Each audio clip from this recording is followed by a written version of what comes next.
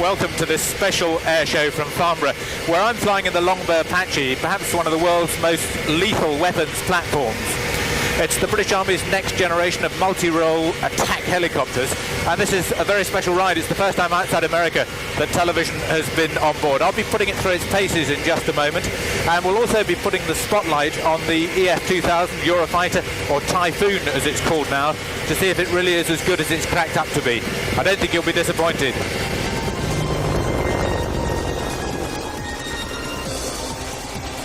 "50 years ago, when this aircraft, the de Havilland Vampire, flew into Farnborough, it made an impact comparable to that of Eurofighter today.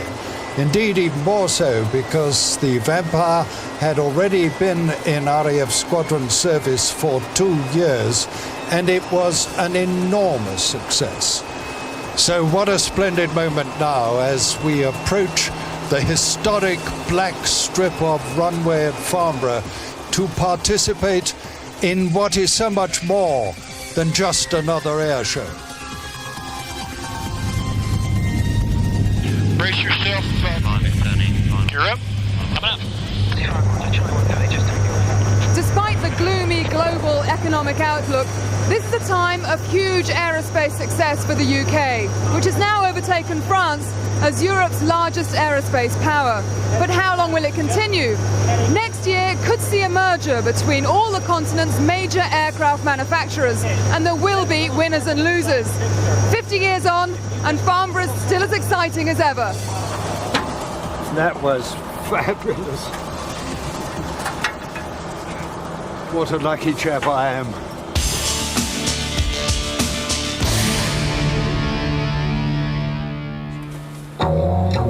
Turner and Vorning, test pilots. The aircraft, Typhoon. The limit, the sky. In 4 years' time, this will be the young RAF fighter pilot flicking 3 switches to start the aircraft faster than he can strap in. Eurofighter hits Farnborough for the first time with its fighting kit on. For John Turner, the adrenaline is pumping. This is perhaps the worst moment of the whole of the display as we taxi forward into the holding position waiting for clearance to take off. Former RAF test pilot John Turner admits to getting really nervous before a display, and as he lights the reheat, it's just 5 seconds from brakes off to liftoff.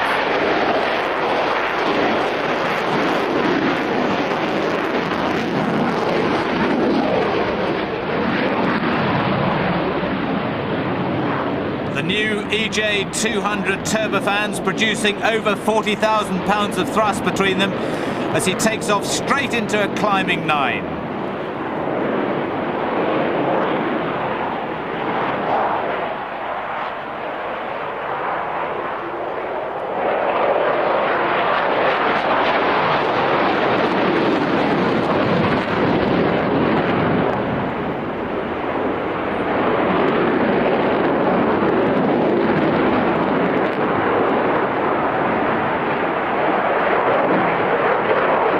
Typhoon can pull 9G for longer than any comparable aircraft, although John Turner actually doesn't know how much they're pulling during the display. He said it doesn't matter, the aircraft just looks after itself.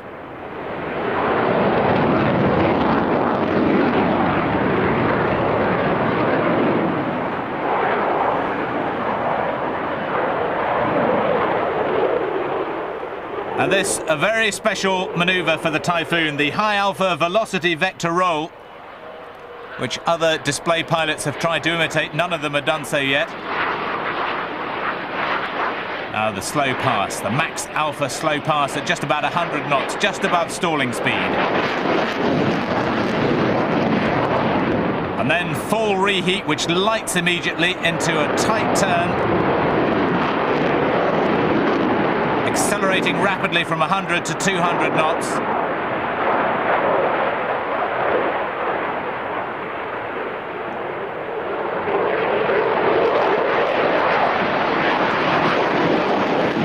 And a second high alpha velocity vector roll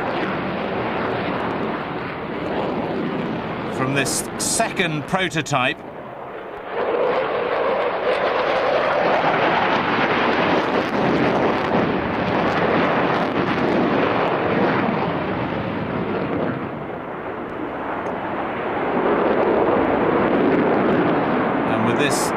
near production fit. It's giving a display that's making everyone who sees it realise what a great aeroplane it is.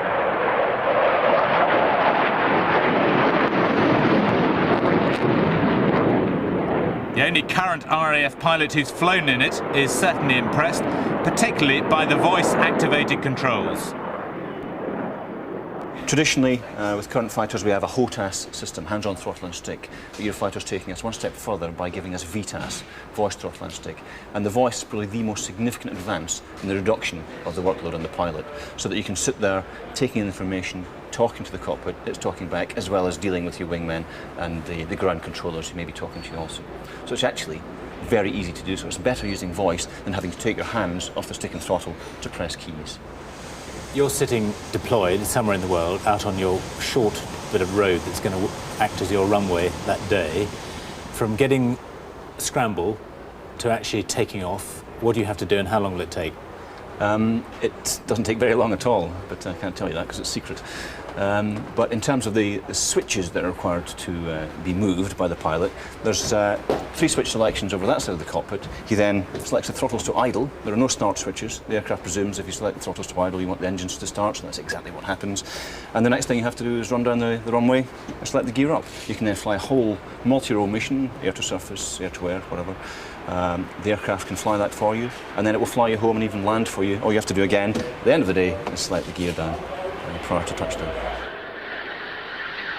The magnificent Typhoon, due in RAF service in 4 years' time, and poised perhaps to become the Spitfire of the 21st century. Karen, how did you learn to fly a Spitfire? It was Nick, my late husband, who rebuilt this aircraft that first started to teach me to fly the Spitfire. He really wanted me to fly it. And so I had the advantage, of course, of having a trainer situation where I could sit in the back.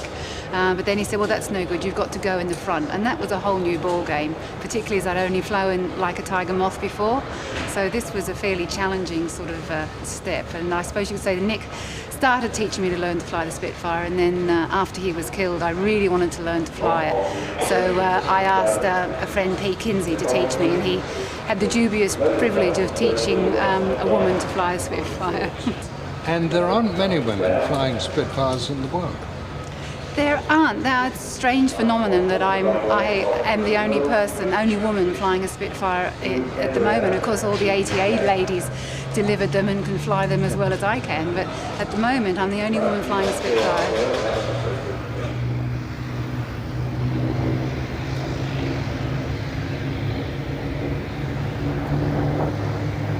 The Supermarine Spitfire, A.J. Mitchell's masterpiece, the acknowledged queen of the single-seat fighters of the Second World War. The prototype Spitfire first flew in 1936, but it was in squadron service in time to play a crucial part in the Battle of Britain. The versatility of the design is proven by the fact that Spitfires went from Mark I to Mark 24 and served in every theatre in a wide range of roles, from unarmed high-level photographic reconnaissance to dive bombing and ground attack. When the SBAC first came to Farnborough in 1948, the Spitfire was still amongst the stars.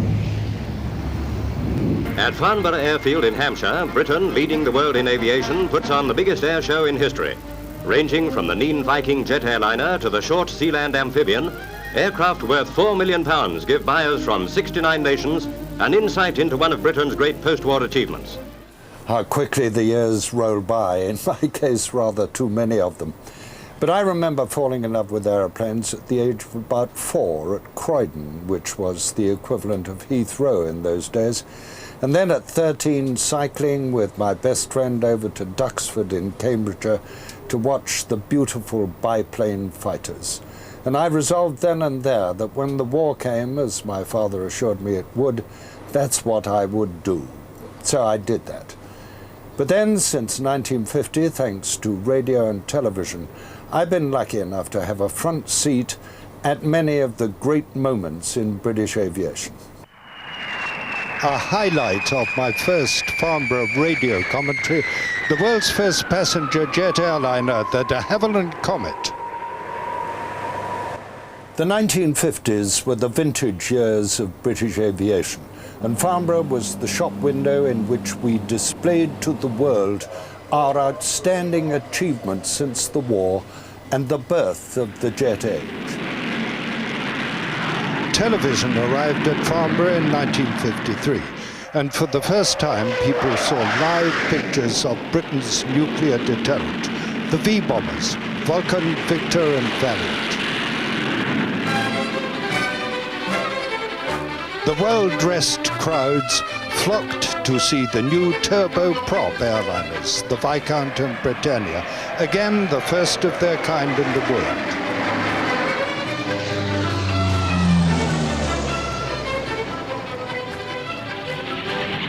Now, what's all this? A cabin full of nurses gives a vivid example of the capacity of this remarkable machine. The style of presentation and commentary has changed almost as much as the aircraft themselves. This is the B-2 Spirit, the stealth bomber, which made its first and only sinister appearance at Farnborough in 1996. That same year in which the Russian Sukhoi Su-37 drew gasps even from the experts.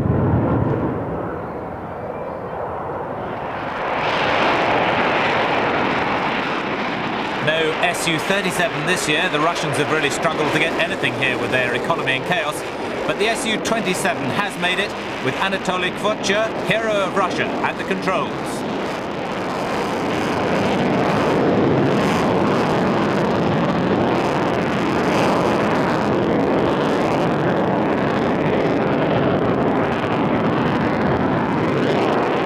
This all-weather air superiority and ground attack fight has been around quite a while, but in skilled hands it's still a formidable aircraft.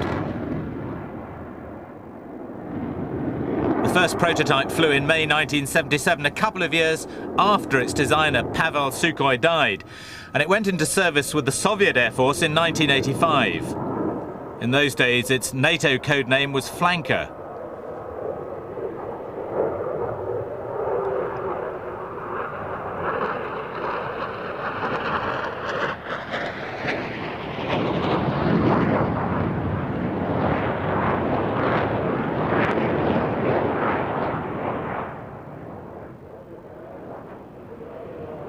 The 4-channel fly-by-wire flight control system normally limits the aircraft's angle of attack to 30 to 35 degrees nose up.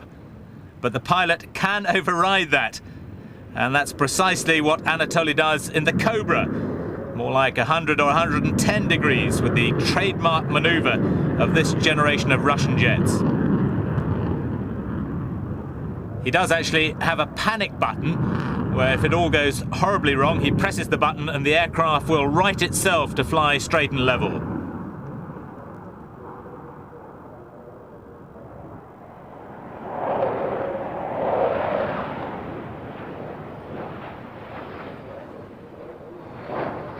Now the slow speed pass at max alpha, close to stalling speed, just as we saw from the Typhoon.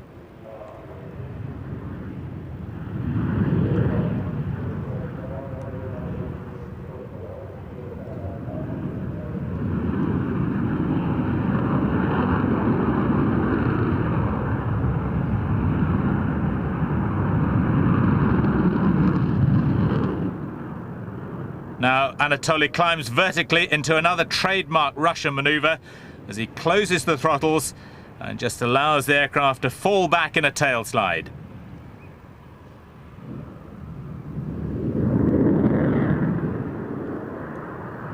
Then rapid acceleration as he lights the reheat on the two Saturn Lyulka AL31F turbofans to produce about 55,000 pounds of thrust, pulling 9G or so as he executes a very tight 360-degree steep turn. It's a heavy all-metal aircraft, unlike Typhoon, but it's still an awesome beast, especially at air shows. as is its baby brother, the Su-26, being flown today by former world aerobatic champion Frenchman Xavier de Lapperance.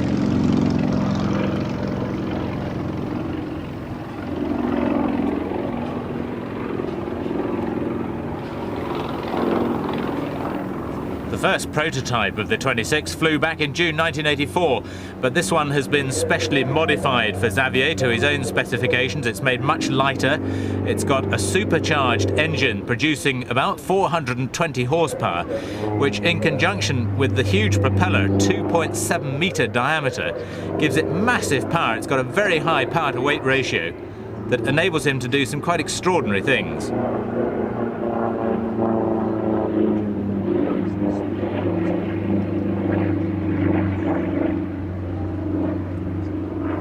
Most of the display is flown below 100 knots.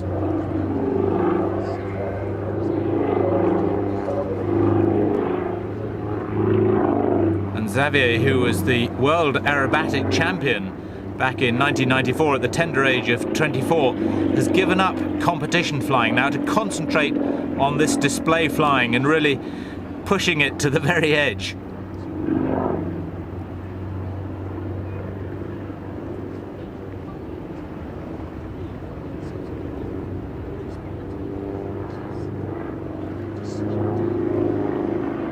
The aircraft is stressed to plus 12 and minus 10 G, and Xavier uses all of that. Now this is a splendid demonstration of its power as it hangs literally like a helicopter, hovering in the air.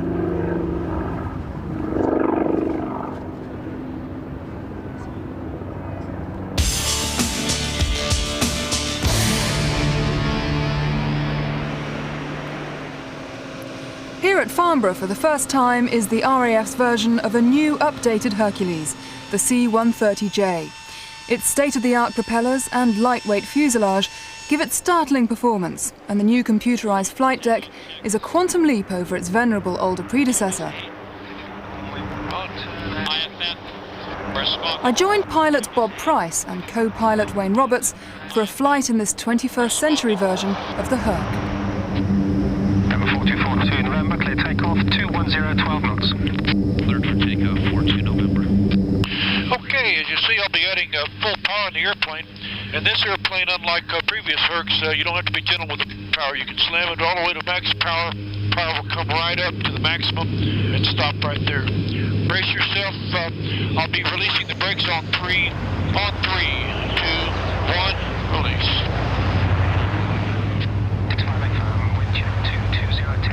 Airspeed's alive. By yoke? Here you go. Right, coming off.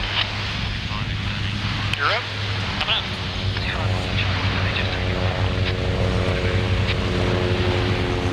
I'm intrigued by how the aircraft handles, because it's not a small aircraft by any means.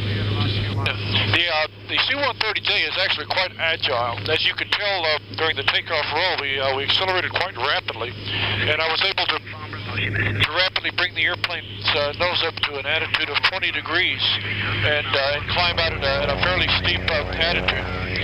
You're right, for a fairly large aircraft, we are quite agile. There are several things that make this airplane better than the older C-130s. The new engines with the new propellers provide a lot more thrust. About 25% more thrust and brake release.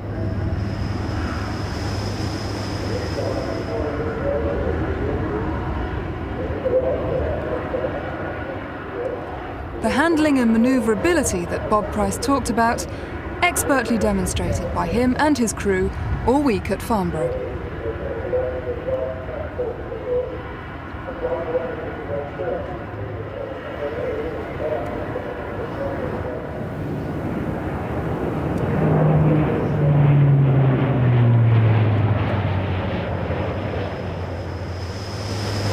A total major change here in the cockpit. You may be forgiven for thinking it's similar to that of a 777, because now it's a state-of-the-art glass flight deck. Pilots of the old Hercules will certainly appreciate the head-up display and advanced avionics. And these high-tech improvements have made it a natural choice for many air forces. It's 20 90% cheaper to operate than its predecessor, has an increase in range, increased speed, and can carry much larger loads, but no tanks. The RAF's initial order is 25. But high-tech still has its problems. Check altitude. Why is she saying that? Any idea? Because we're 250 high? No. Check altitude. No, we're right on. I know what it is. Check Okay. altitude. Just turn it off. Well, apart from the odd hiccup, my short flight certainly convinced me. The C-130J has been a long time in coming, but the complete renovation of this 1950s design will see the Hercules flying well into the next millennium. All right, rudder there. It's nice. Very nice.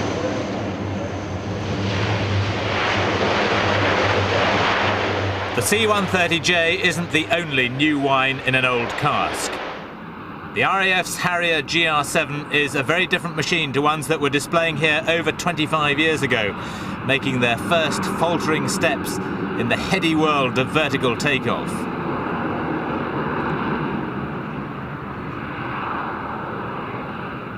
Flight Lieutenant Rolly Sharman's aircraft has bigger, more efficient wings, giving a considerably improved performance, greater weapons and fuel payload. A whole raft of further modifications due to be completed in 2 years mean the Harrier is going to be around for a good while yet. Of course, it adapted to naval operations with the help of a ramp, and it's in service with the US Marine Corps.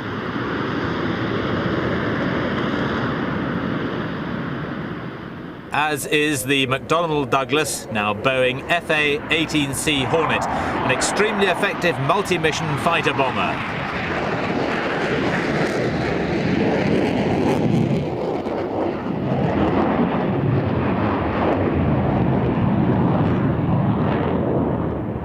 The Hornet can fly in excess of Mach 1.8, up to a combat ceiling of 50,000 feet, and with a power-to-weight ratio of better than 1:1, can accelerate in the vertical climb.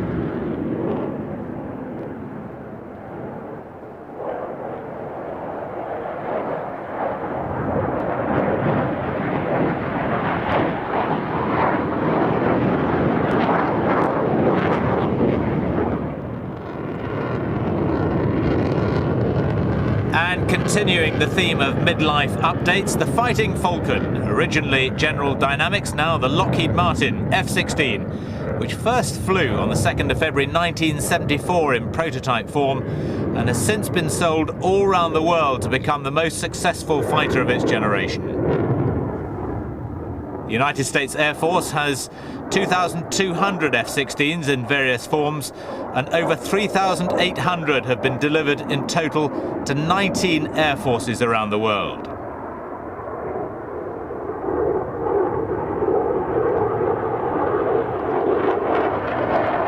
The F-16 is still being developed, and it's anticipated that potential orders for a further 400 to 600 will keep the production line going until 2010.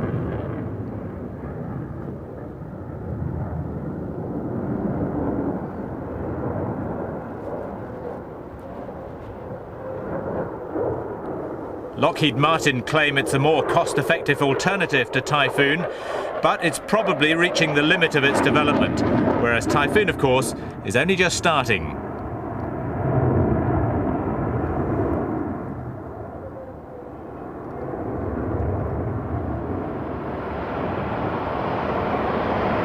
What is certain is that the F-3 Tornado will be replaced by Typhoon, but probably not completely until 2008 or 2010.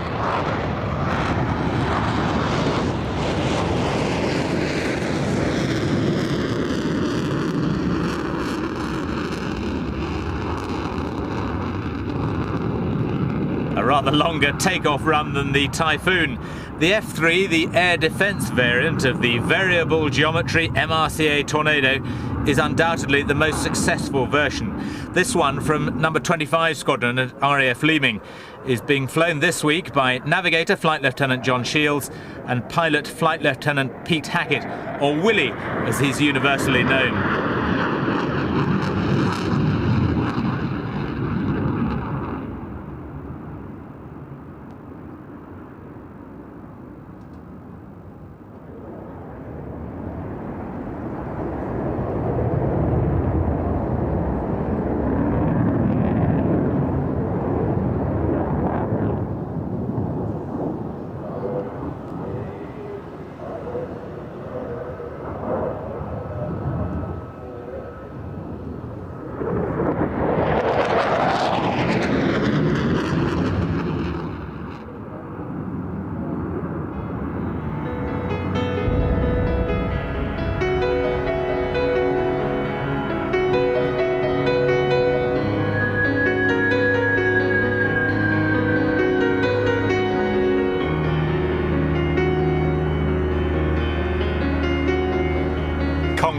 28 years after its Farnborough debut, still the most magical of airliners.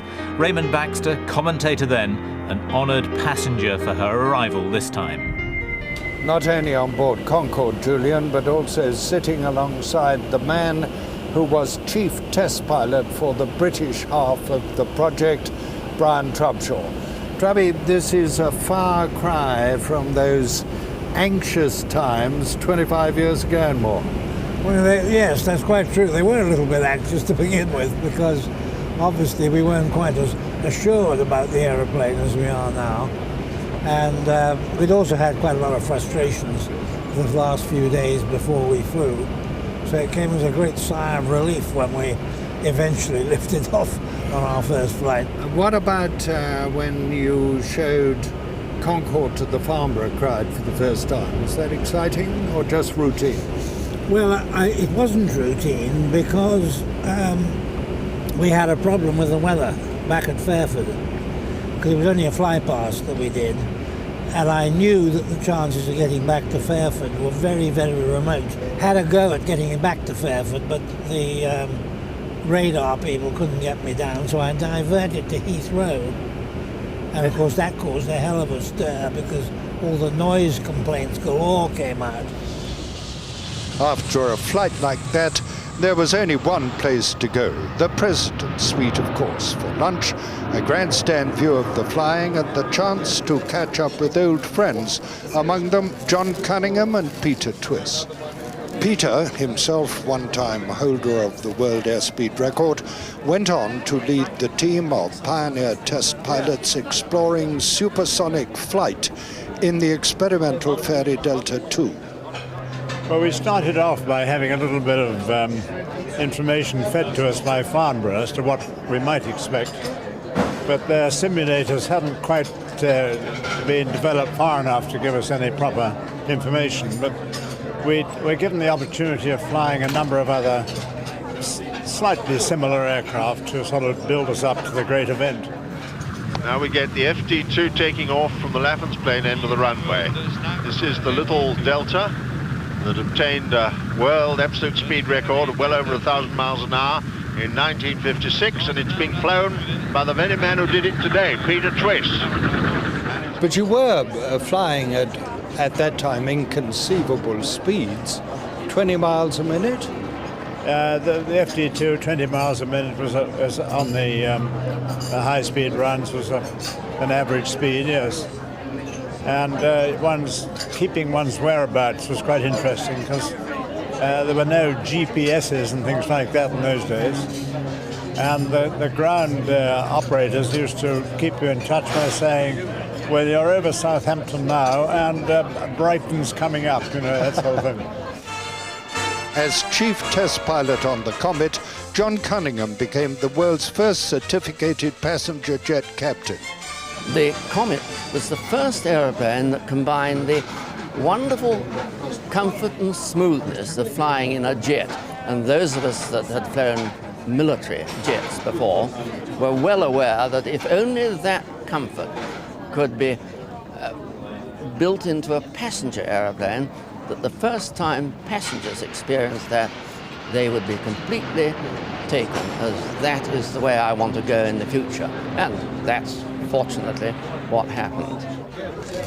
And that future, the legacy of much of John's pioneering work on jet airliners, is a growing range of aircraft from Europe's Airbus industry.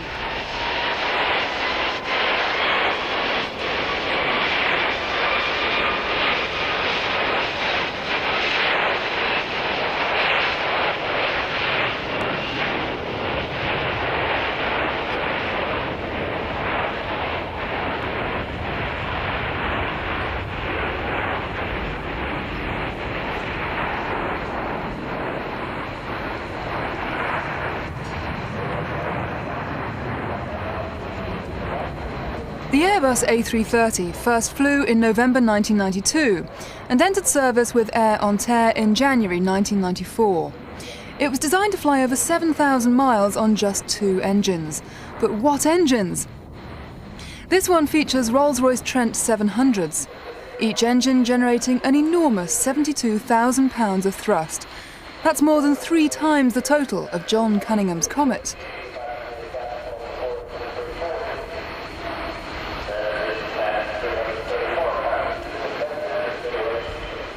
Now in service with many major airlines, the extremely adaptable A330 flies both long-haul to the Far East and also medium-range routes.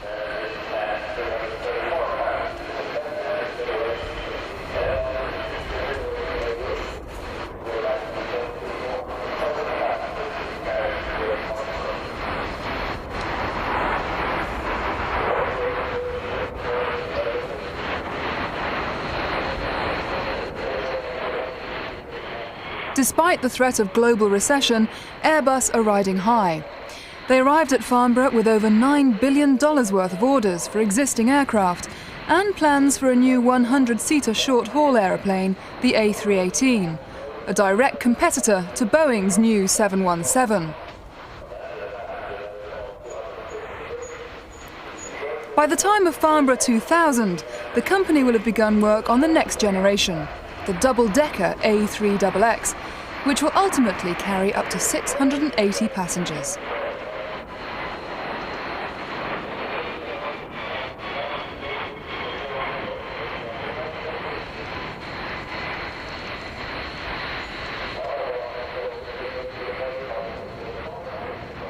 It's not often you see a passenger aircraft give such a spectacular performance.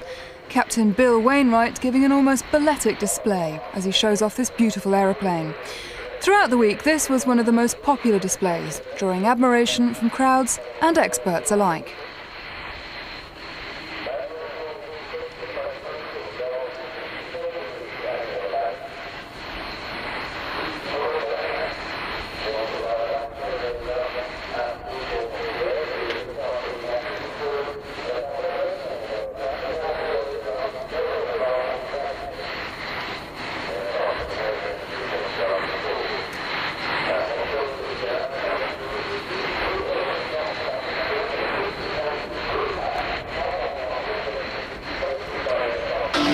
Would it be Roy Valk? For Army pilots, it was a big decision. Or perhaps the Tiger? Army pilots are about to get a new attack helicopter. Super Cobra, maybe. It's a whole new ballgame. Remember Cressy, Poitiers, Agincourt. It's the Longbow Apache. The really clever part of the new Apache is the Longbow mast-mounted radar. This allows the pilot to hover out of sight of the enemy, just the radome showing, and that can detect, classify and prioritise the enemy targets and pass the information to the fire and forget missiles. It's the first time the Longbow Apache has flown at Farnborough, and I'm thrilled to say I'm flying it. Clarkson does cars, I do planes.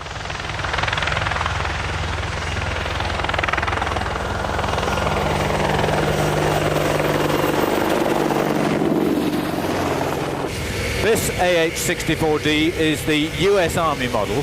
The British Army model, which will be built under license by Westland Helicopters and is due in service in about 2 years' time, will have various improvements, notably the engines, which are going to be Rolls-Royce Turbomeca 322 with a considerably enhanced output, and also a Marconi defence suite. Now, we're flying a practice anti-tank mission with Boeing test pilot Gary Lettrick. Gary, just talk us through what we're doing here. This is a typical U.S. military type of mission where we're flying at low altitude en route to a battle position. Once we've acquired the target, we'll lock onto it with our targeting systems, and we will use our Hellfire anti-tank missiles in order to make pinpoint distribution of our ordnance. Okay, so we can get down now into a fire position. A typical scenario would be to move into a battle position such as this behind a barrier of some kind, which is this tree line immediately to the front of the aircraft. Then we unmask the aircraft or the systems just enough that so we can see the target area. The radar will scan, and as it scans, it'll pick up targets. We descend back down below the barriers, and we can take a look at that, all that target data that we have there, and we can decide which one of those targets we want to shoot, or which one of those targets we want to hand off to our other team members and let them shoot. And we can send those targets to our other team members, and assign them fire zones, or we could send those off to maybe an AWACS who could forward those further on back to headquarters, and we could use this in a reconnaissance mode. This is kind of a picture of the battlefield to our front, a radar picture. Can I take control? Yes. You are a helicopter pilot, is that correct? Yep. I was a Lynx pilot. You have the controls. I have control. You have the controls. I must say, it handles very nicely, doesn't it? It's very crisp for a big, heavy helicopter. Yeah. It's right around quite well.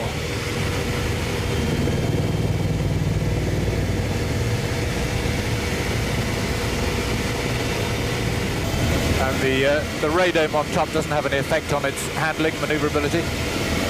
No, it doesn't. In fact, it's hardly even noticeable over an A model. The A model, of course, has nothing at all. Can I take it back in? Yes, you can.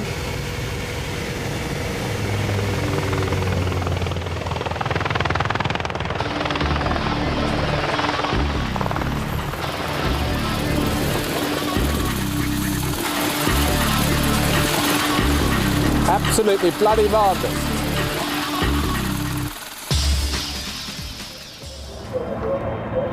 And from one attack helicopter to another. Unlike the Apache, though, the Puma wasn't purpose-built for the role. But this IAR 330 version is the result of a Romanian Ministry of Defence contract in 1995 to modernise their 330L Pumas with an anti-tank optronic search and combat system, or SOCAT. It first flew in May of this year. The avionics and weapons upgrade add close air support and armed reconnaissance to the Puma's traditional transport role. Next, the EH-101, seen here in its Navy guise as the Merlin, an anti-submarine warfare helicopter that can also be used for anti-shipping surveillance and tracking and other amphibious operations.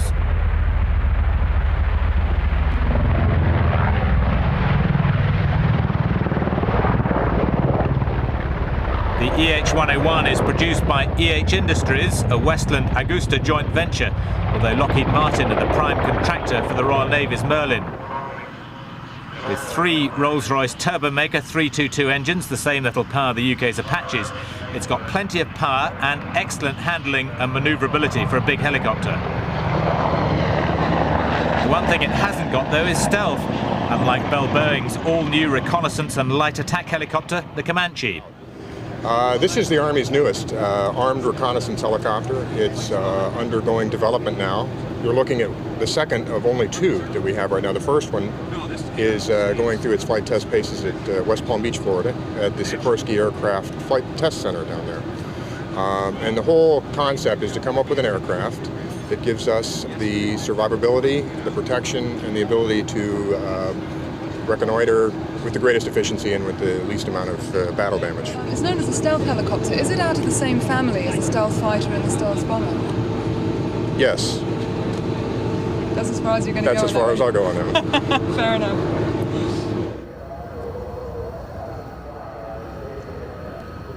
The majestic C-17 Globemaster, built by Boeing to transport battle tanks from the heartland of the United States to the front line anywhere in the world within a few hours. With this role in mind, the aircraft has been designed and built to withstand substantial battle damage. The loading crew operate behind armoured protection, and many of the main system components can be replaced in flight. It can also carry up to 3 Apache helicopters or 100 passengers.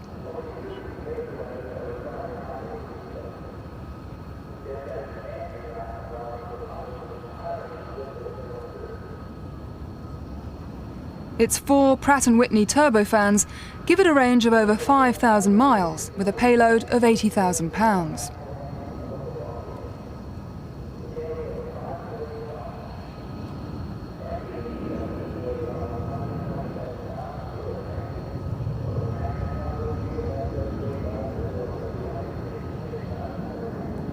More sophisticated than its predecessors, the C-17 is the first military transport aircraft with an all-digital fly-by-wire control system. Pilots also have the advantage of a head-up display for routine navigation and landing.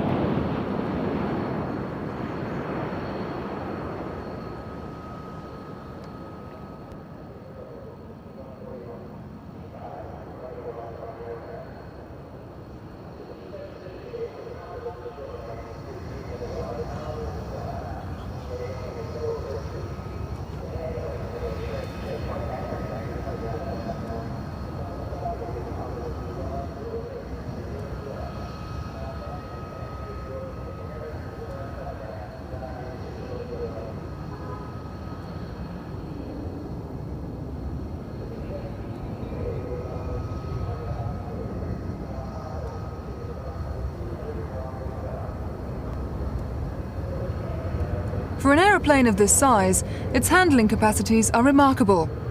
It can routinely operate off runways under 1,000 meters and perform 180-degree three-point turns in just 25 meters.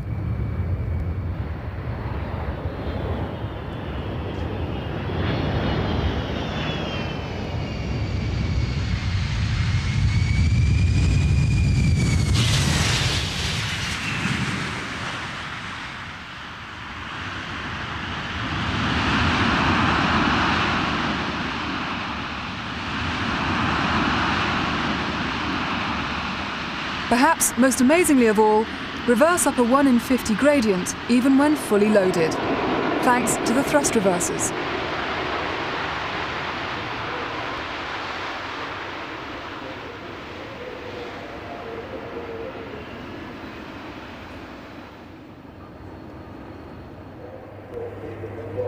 This is the Nimrod MR2, operated by No. 42 Squadron out of RAF Kinloss and displayed today by Squadron Leader Pete Rosey. An old airframe based on the de Havilland Comet, the Nimrod has amazingly now been in service for over 25 years, fulfilling its roles of anti-submarine warfare, surface surveillance and anti-shipping operations throughout both the Falklands and the Gulf War conflicts. About to be updated, the MRA-4 aircraft will be 80% new, with a state-of-the-art two-man cockpit, 7-screen EFIS displays, and completely revised hydraulic fuel and electric systems, all of which will keep the Nimrod flying well into the next millennium.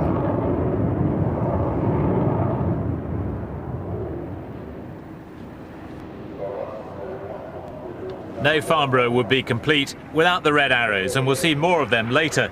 But their arrival met with a few cryptic comments.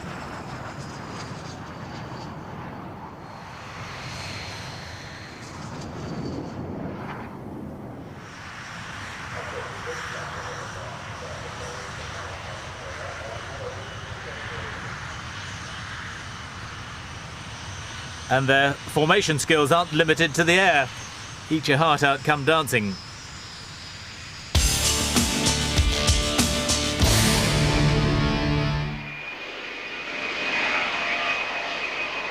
Farnborough's always revelled in its mixture of ancient and modern, bizarre and grotesque. So what about this one?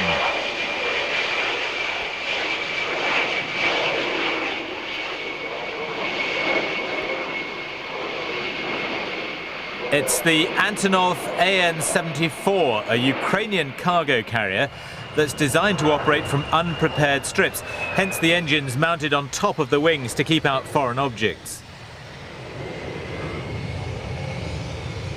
The AN-74 is the civil version of the military AN-72, and it's already got orders from Russia's natural gas consortium Gazprom and from the Iran government.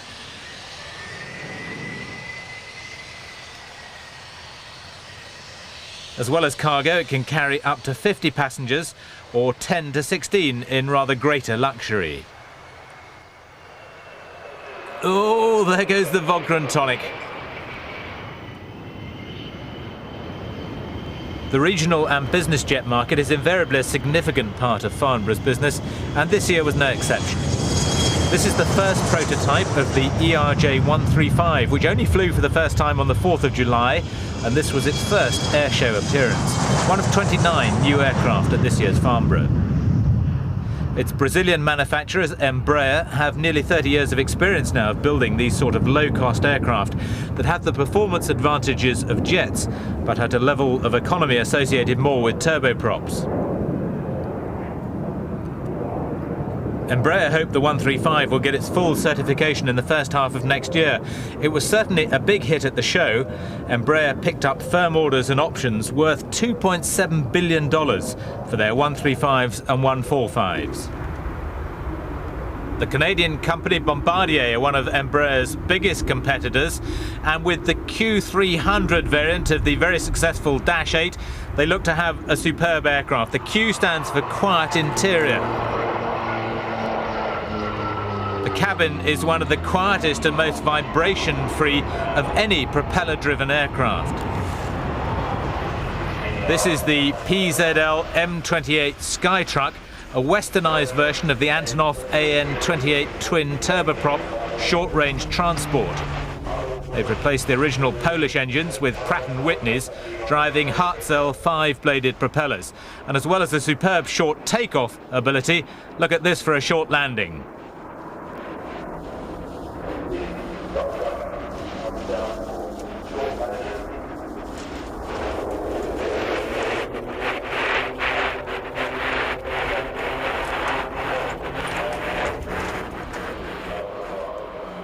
And Bombardier looked to have another winner with their long-range Global Express, which made its maiden flight in August 1996. And it was another of the Farnborough first-timers. They've now got 4 prototypes conducting a 2,000-hour test program. It's very much at the luxury end of the light commercial jet range. At the other end of the market, there's this, the British-built Leopard. It's about the size of a family car, but it's got a couple of jets attached to it, which move it along at a healthy 500 miles an hour. So it's probably a lot more fun.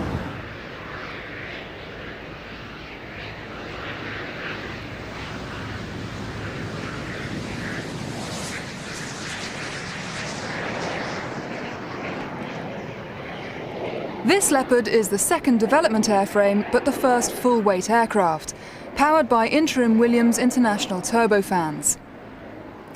It started flight tests in April 1997 and differs from the prototype in having much higher thrust, a strengthened fuselage, new landing gear, pressurised cabin, de-icing and a reprofiled nose for EFIS avionics.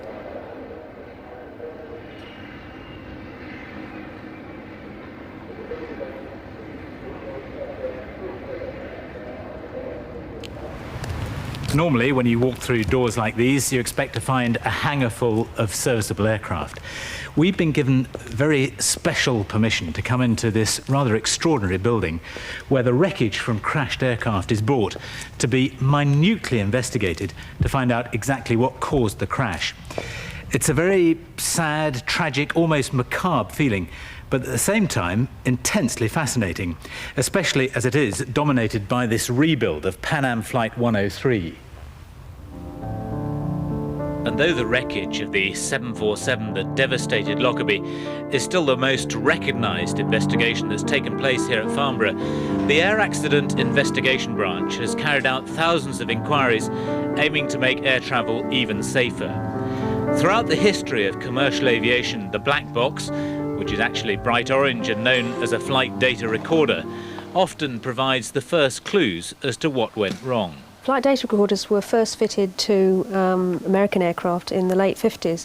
This type of analogue recorder uses scratch fall as the recording medium, and this records 5 parameters. So what came next then? This is the next one? This is the next one. This is a digital recorder, and it uses steel wire as the recording medium. And that would have been in what aircraft? Early 737s, TriStars, that sort of generation of aircraft. OK, now we're starting to get a bit more sophisticated. What comes next? These are magnetic tape recorders with much more substantial crash protection up here, and these can record up to a couple of hundred parameters. So that one obviously is still very much very in play. current, yes. But we have a later one. Yes, the latest generation here, solid state recorders. Inside here are computer chips which record 750 parameters. Now you can use all this information to produce a graphic display of what happened. How useful is that? It's useful in the context of putting the aircraft in a three-dimensional scene. For example, we can put in terrain, and it gives you a time base synchronised with this cockpit voice recorder, so you can actually see what happened in real time. And you can see the pilot's eye view as well? Yes, we can move into the cockpit and look out from his eye position. The analysis of flight data recorders that may have been damaged is an area in which the AAIB specialises, but smaller light aircraft don't carry such equipment. A mangled, burnt-out piece of wreckage like this is often all inspectors have to work with. Seems to me to be an incredibly demanding task. Now, one of the senior inspectors is Andy Robinson. This obviously is something you're used to seeing. Where on earth do you start with this? Well, we have to work with what we're given, and one of the first things to establish is whether or not the fire started in the air or whether it's a result of a burning out on the ground. And, how do you do that? Well, there might be evidence back along the aircraft flight path that point to the evidence of a pre-impact fire. But on the ground, we have evidence like this, just molten metal which is pooled as the aircraft has burnt out on the ground. And the light alloy, as I say, tends to burn away, but on a component like this, which is a gearbox, it will leave you with the steel components, so the gear train, gear teeth are available for inspection, and we can look at those and determine whether or not they may have been giving a problem before the impact. Behind the scientific approach, there's always the knowledge that people were involved. And as Chief Investigator Ken Smart explains, coping with those stresses is essential. Meeting families who've been traumatised by the events that you see around you here is difficult, and it's an essential part of the training of an inspector to be able to deal sympathetically and properly with that sort of event. We have a major impact on almost all airline operations and in terms of safety. I can walk onto an aircraft today and point out a number of things which have changed as a direct result of our work. It sits alongside many months sometimes of banging your head against the wall, knowing that there's something there which you're not understanding fully. And that's what our work is all about, those times of enlightenment, if you like, that sudden realisation that you're understanding what went on. And the 30 investigators are certainly kept busy, examining over 350 incidents every year. But the increasing complexity of aircraft will lead to a shift of emphasis in their work from mechanical factors to human factors. All the trends that everybody in our industry is concentrating on are surround the subject of human performance. We're looking at particularly the man-machine interface in its widest context. Complex systems have complex failures, but our industry worldwide is addressing this with a lot of energy. With over 50 years of information to scrutinise, the AAIB and other centres of excellence around the world are now able to help ensure that each incident doesn't become an accident, and so relieve the pressure for space on the floor of this sombre hangar in Hampshire.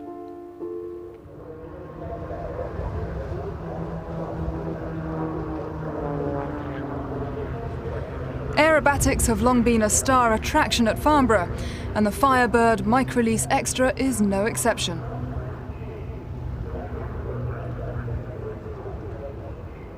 The Extra's incredible performance comes partly from sheer brute force. With a wingspan of 26 feet and weighing only 1,750 pounds, far less than the weight of a family car, the two-seat Extra is powered by a 300 horsepower engine, normally used in 4 aircraft, weighing over twice as much.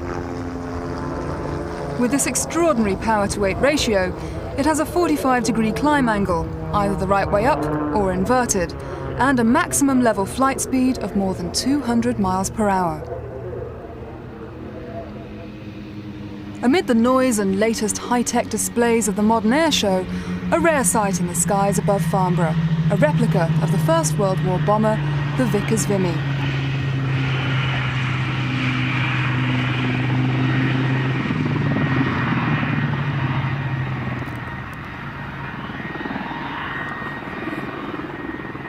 The Vimy, along with the Lockheed Constellation, flew into Farnborough to join a collection of historic aircraft gathered to celebrate the 50th anniversary.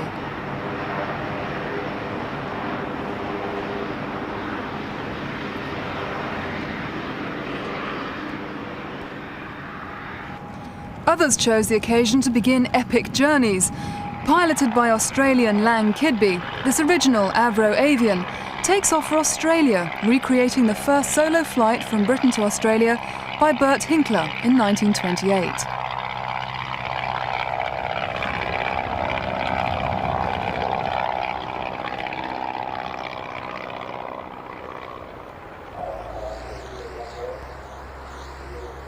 And raising money for children's charities by touring all the airfields with which it has been associated over 60 years, this 1930s Tiger Moth, flown by Tim Maynard and Paul Beaver.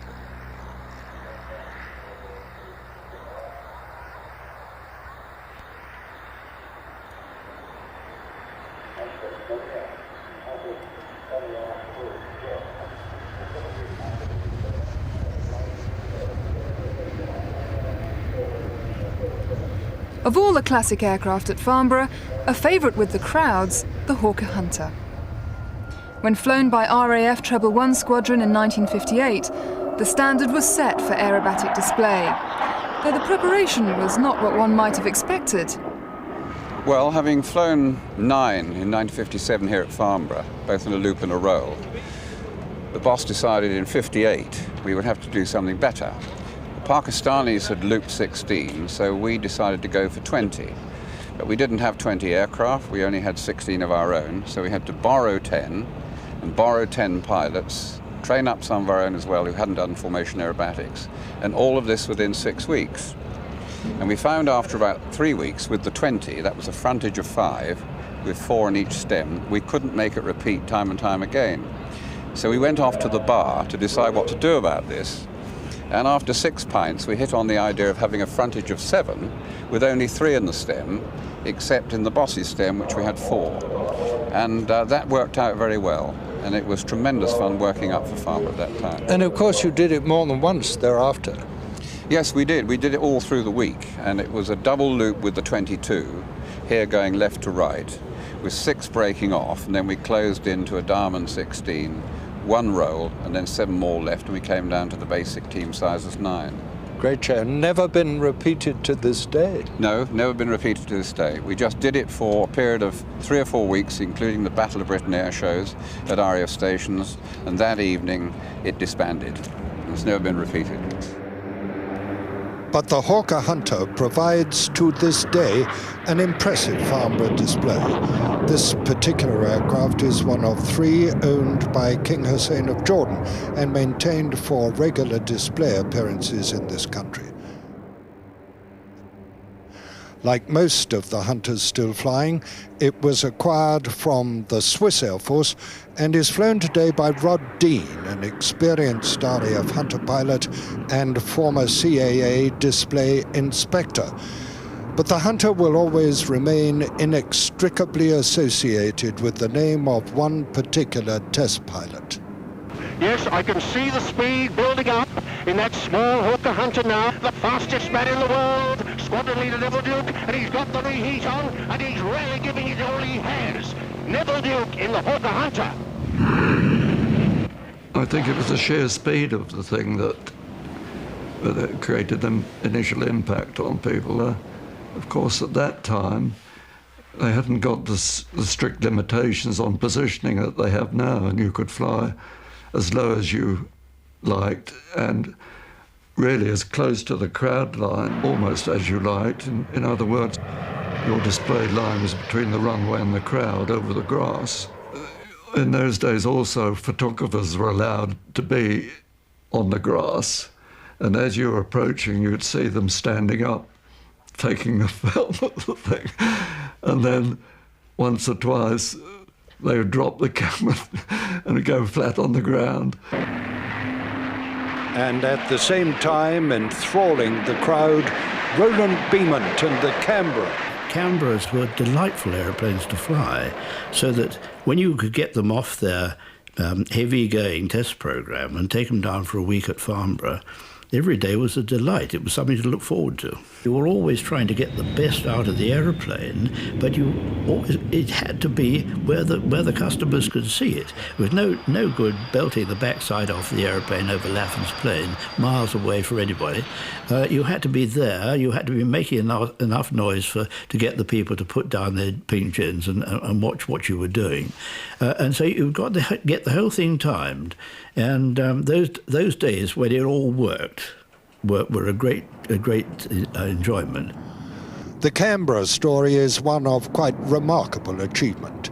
It first flew as early as 1949, and its two Rolls-Royce Avon engines and remarkable performance made it the world's first truly operational jet bomber.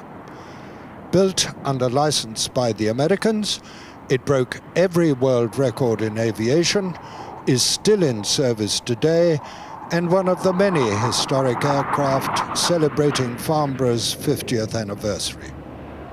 Here's the Percival Piston Provost, RAF basic trainer of the mid-50s. Note the side-by-side cockpit.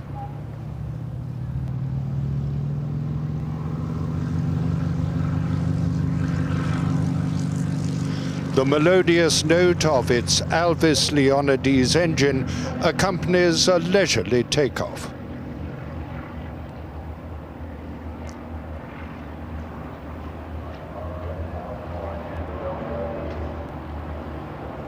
But like all RAF trainers, the Provost was fully aerobatic, a capability amply demonstrated by John Ferry, the son of Sir Richard, the founder of the great Ferry Aviation Company. And here's an elegant flight of Doves, de Havilland's first post-war production machine, a light passenger carrier and communications aircraft. All these three are in individual private ownership led by former Minister of the Crown, Lord Trafalgar, and including one owned by King Hussein of Jordan.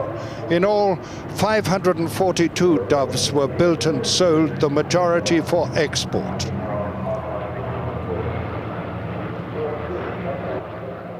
Again from de Havilland, the source classic jet flight of Vampires and Venoms, each in a specific livery.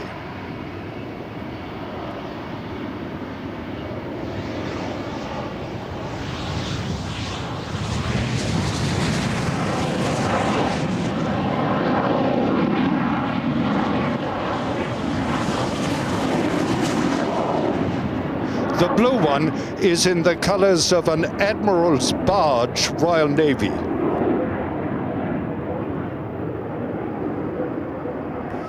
In April 1946, the Vampire became the Allies' second operational jet after the Meteor. It was the first jet in the world to land on a carrier and to cross the Atlantic Ocean. It broke a whole raft of international records.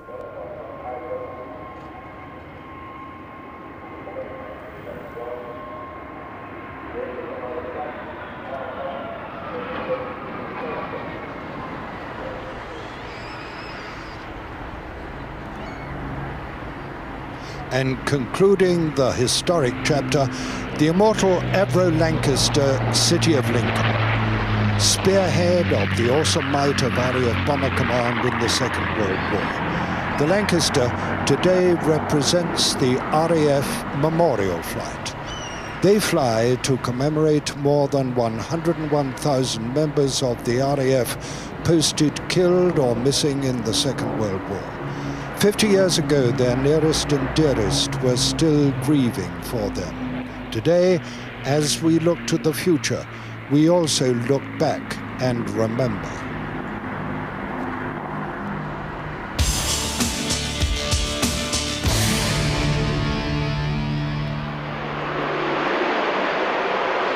And the future consists of aircraft like the JAS-39 Gripen from Sweden.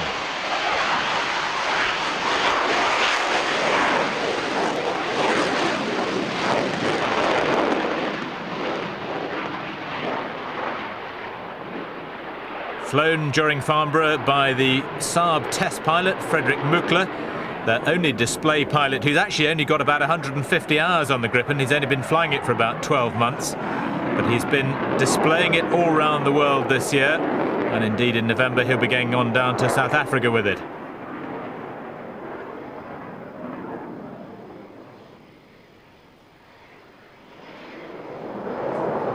There are about 60 Gripens in service with the Swedish Air Force at the moment. This is one of them. They've ordered a total of 204, and they're replacing the old Viggen.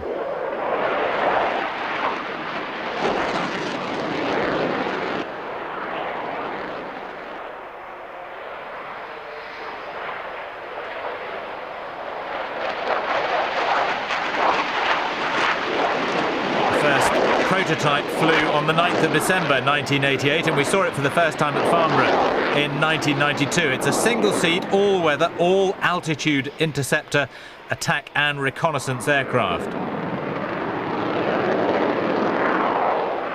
Came into service remarkably quickly. From its first flight to being in service, less than 10 years, which when you compare with aircraft like the American F-22 and the Eurofighter Typhoon, that's a very short period.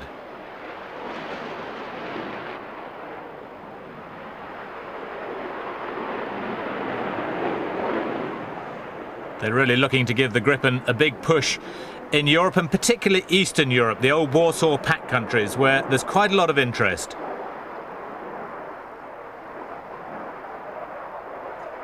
Much cheaper to buy and operate than its main rivals, the Rafale and the Typhoon.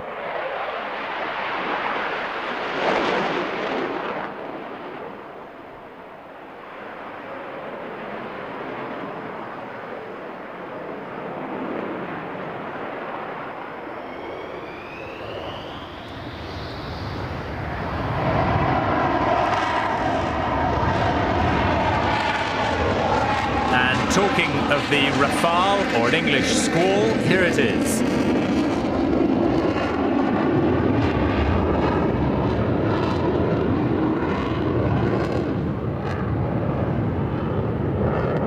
Made by Dassault Aviation, this is the B-01 two-seat prototype, which first flew in April 1993 and has already recorded over 850 test flights.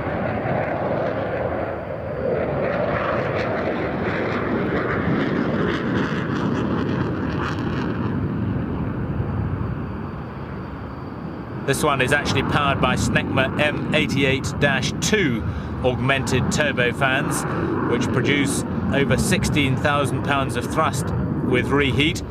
The production aircraft will have the M88-3s, which will have very nearly 20,000 pounds of thrust.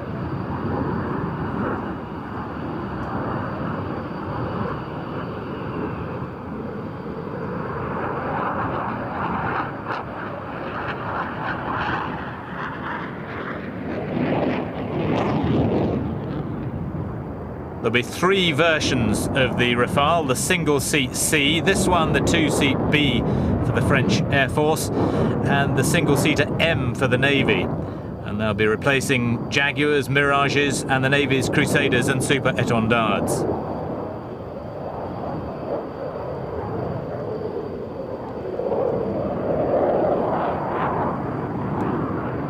The first production aircraft will be completed in November 1988, and they'll be in service with the French Navy by 2000 and with the Air Force in 2003.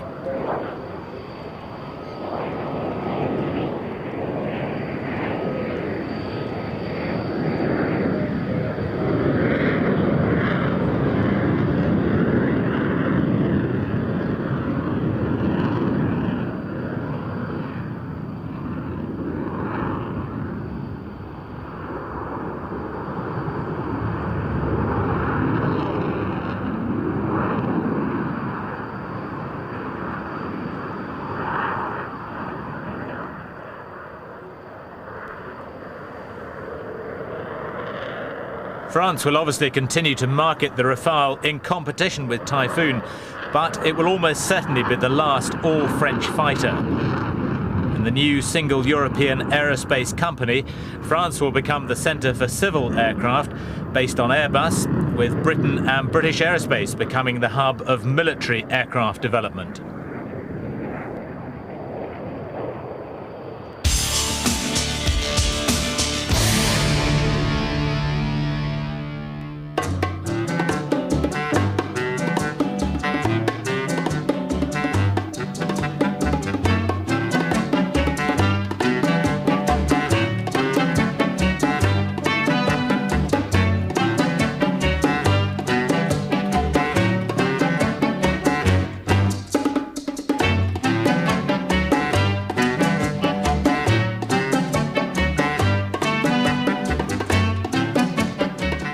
The SBAC's 50th year at Farnborough was, in financial terms, a long way its most successful, with over $26 billion worth of business. From the BBC Airshow team, goodbye.